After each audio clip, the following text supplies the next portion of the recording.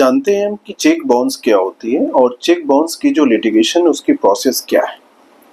जब भी एक ड्रॉवी को चेक इशू करता है और जब वो चेक इशू करता है तो ड्रॉवी अपना चेक अपने बैंक में डिपॉजिट करता है, बैंक के ब्रांच में। अब अगर आपका जो चेक है जो जैसे इनसफिशिएंट ऑफ फंड्स के बाउंस हो जाती है कि बैंक में पैसे ही नहीं है और इस तरह वो डिसऑनर्ड होकर चेक रिटर्न हो जाती है, उस केस में जो पेई है उसके पास क्या क्या राइट है, क्या लीगल रेमेडी है। जब भी चेक बाउंस होती है तो पेई को कम से कम 15 दिन का समय देना चाहिए जो ड्रॉवर है उसको पेमेंट के लिए। जो पेई है वो क्या करते हैं कि अपना जो चेक है वो डिपॉजिट करने के बाद, बाउंस होने के बाद लीगल नोटिस इशू करते हैं। उस लीगल नोटिस में पेमेंट के लिए कम से कम 15 दिन का समय दिया जाता है ताकि उस समय पीरियड के दौरान और वो जो ड्रॉवर है वो अपना पेमेंट कर सके।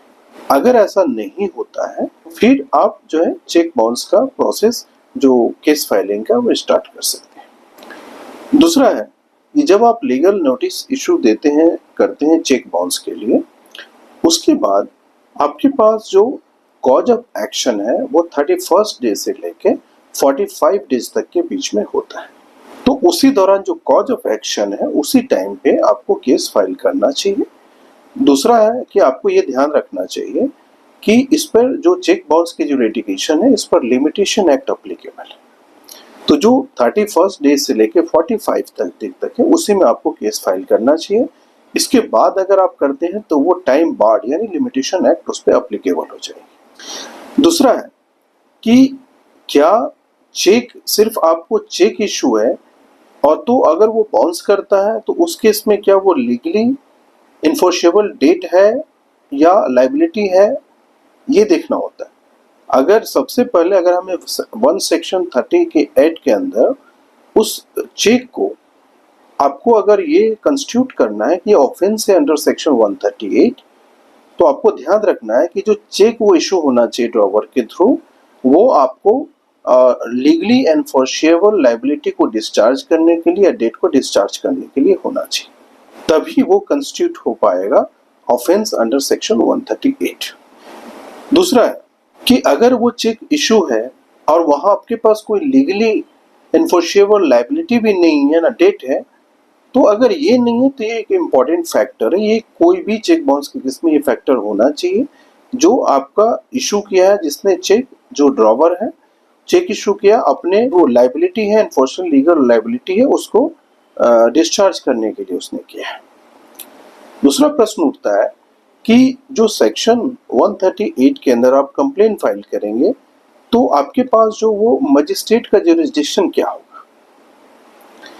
जो पेई है, जो उसके बैंक है ब्रांच जहां पे चेक डिपॉजिट हुआ, डिसऑनर्ड हुआ है, उसके क्षेत्र में जो आपका मेट्रोपॉलिटन मजिस्ट्रेट है या जुडिशियल मजिस्ट्रेट है एज पर एप्लीकेबिलिटी, वहां वही आपका जुरिस्डिक्शन होती है मजिस्ट्रेट का और वहीं पे आपको कंप्लेन फाइल करनी होती है।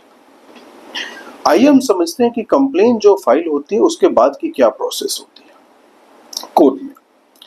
सबसे पहले जो है वो कंप्लेन फाइल की जाती है, तो कंप्लेनेंट के द्वारा कंप्लेन फाइल की जाती है। इसके बाद स्वर्ण स्टेटमेंट होता है। इसके बाद अपीयरेंसेस ऑफ द अक्यूज्ड, जो अक्यूज्ड होते हैं वो कोर्ट में अपीयर होते हैं।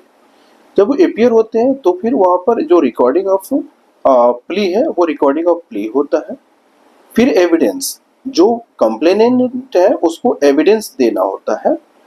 जब एविडेंस वो देते हैं, इसके बाद एविडेंस जब आप मिल जाता है, इसके बाद जो है स्टेटमेंट ऑफ एक्यूज्ड होता है।